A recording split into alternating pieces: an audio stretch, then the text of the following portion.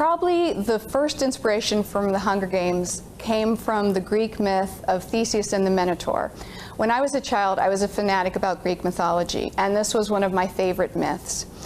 In it, Minos, who is the king of Crete, has a falling out with Athens, basically.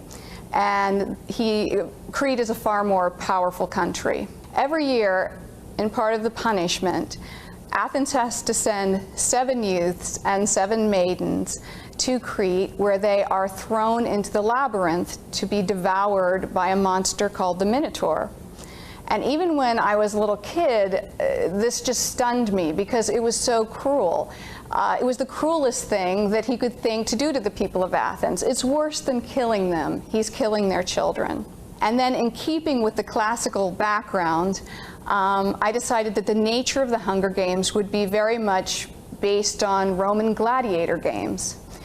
In my mind, you need 3 good elements to make a gladiator game. You need a ruthless, all-powerful government. You need people being forced to fight to the death. And you need it to be a popular entertainment. And all 3 of these elements are combined in the Hunger Games.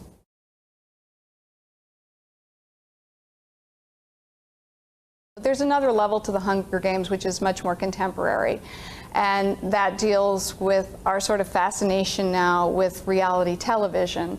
And you'll see a lot of aspects of that also because the games are televised across the country of Pan Am, and it is mandatory that you watch them because they are not only supposed to be entertainment, of course, they are the yearly reminder that the districts are being punished for having the audacity to rebel against the Capitol. One night I was lying in bed and I was very tired and I was just sort of channel surfing on television, and I was flipping through images of reality television where there were these young people competing for $1 million or a bachelor or whatever.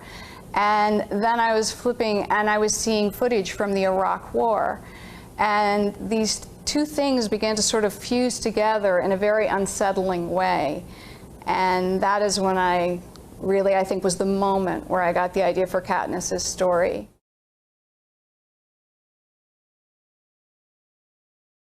And when I was a child, my father fought in Vietnam. He was career Air Force.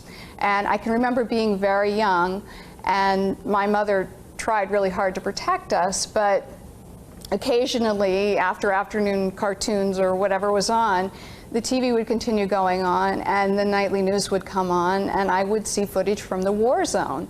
And I would hear the word Vietnam, and I would know my dad was over there, and it was a very frightening experience for me. And I'm sure that for many people who have loved ones over in Iraq or other experiences with having a loved one in war, have participated in one themselves, they have that reaction when they see the news coverage.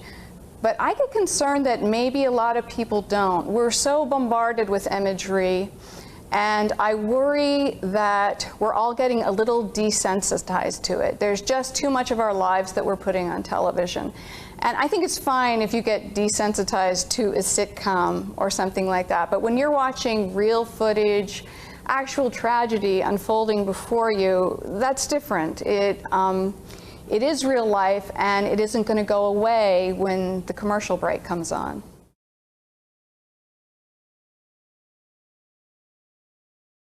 I hope it does make people think about what they watch in a more reflective way.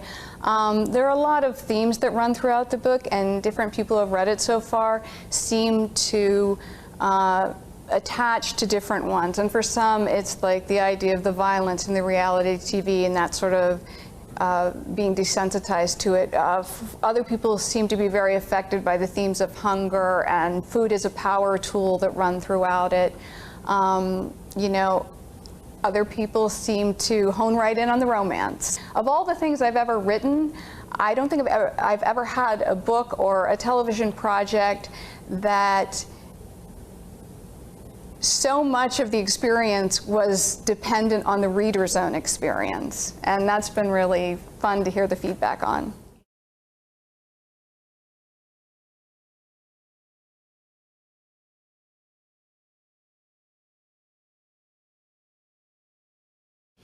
Can I pick three?